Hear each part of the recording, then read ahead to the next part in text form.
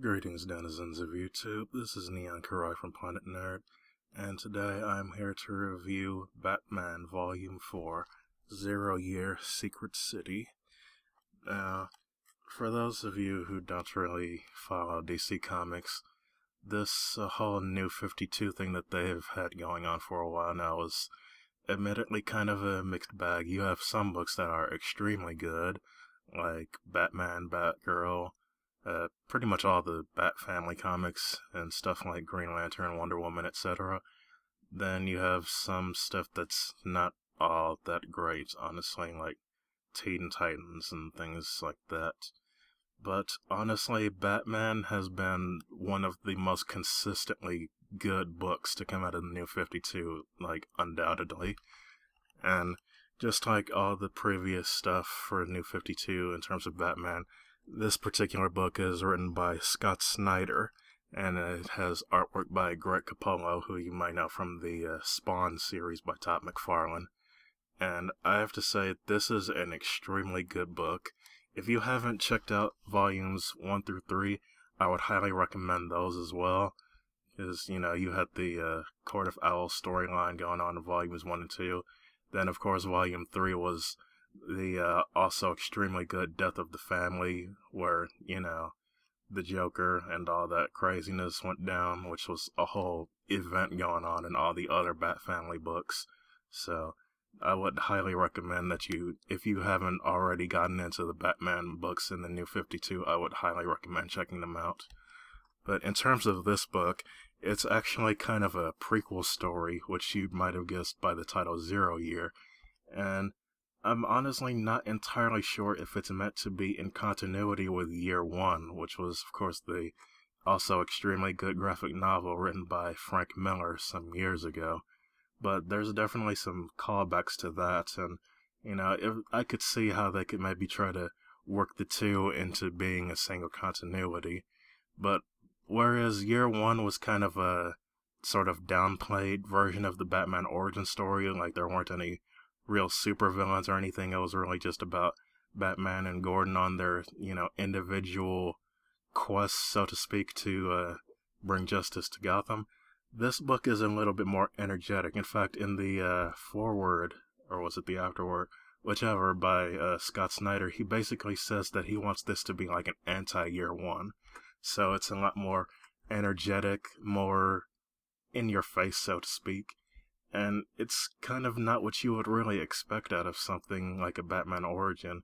And it's really interesting to see Bruce Wayne, you know, as a younger man when he was a little bit more impulsive and rash, and, you know, before he actually became Batman, but he was still having this drive to fight crime. And so what he basically does is puts on like different disguises. Kind of, if you heard of his one disguise, which is kind of famous, which is Matches Malone, it kind of calls back to that, where, you know, he'll just put on like a fake mustache or a blonde wig and like a fedora hat or something like that, and people won't know who he is. And it's kind of interesting to see it like that. Like, he literally has a whole suitcase full of different disguises that he uses. And in terms of Bruce Wayne as a character, it's really interesting to see the contrast between how he is in this book and the previous books where he's older and more experienced. Because in this book, he really feels like a flawed character. He kind of doesn't really fully know what he wants to do with his life. I mean, he knows that he, of course, wants to make a difference, but he's not entirely sure how to do it. So he's just kind of charging headfirst into, you know, the abyss, so to speak.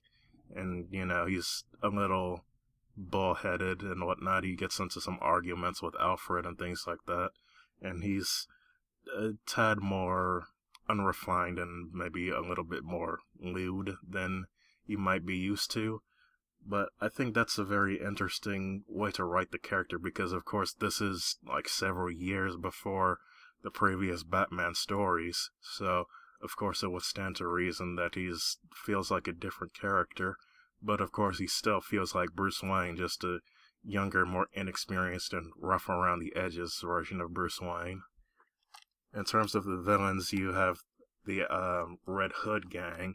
Now, of course, you might know Red Hood as Jason Todd, but This is the actual, like, original Red Hood, which, if you don't know who the original Red Hood is, I won't spoil it for you here, but let's just say that it ties into some other Batman stories in a pretty cool way. And I especially like the way that they did it with the conclusion of this book, with kind of the final showdown between Bruce Wayne and the leader of the Red Hood gang. Because it kind of makes you think about things, but without, nailing it on the head, and then, it's the proper amount of vagueness to keep you thinking about it without it being annoying. And in terms of artwork, Greg Capullo is just a really amazing artist. I really enjoyed his work on Spawn, and I enjoy it here very much so as well, and especially in this book, because in the previous books, there was a lot of dark colors and a lot of browns and blacks and things like that, because of course it's Batman, it takes place primarily at night. But in this book, the coloring is extremely different. It almost has kind of a bright neonish color to it. There's lots of purples and oranges and things like that. And it's really interesting to see, because it's kind of a extremely high contrast to the previous books in the series. The other characters in the book are pretty interesting as well. For example, you have appearances by Mr. Edward Nygma, which I'm sure you know who he is. You also have characters like one of Bruce's relatives. I honestly don't remember if it was his uncle. I think it was supposed to be his uncle on his mother's side. He plays a role in the story as well. And the writing in general is really good. It's very engaging. The characters all feel unique. And just the storyline as a whole is very well written, which I would expect nothing less from Scott Snyder at this point. So, in short, this is a very good addition to your Batman collection.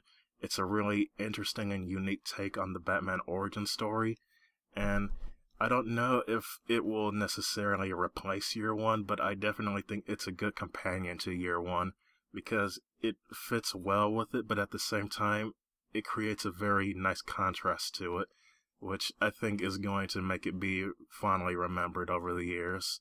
So we'll see if it ends up being as fondly remembered as Year One.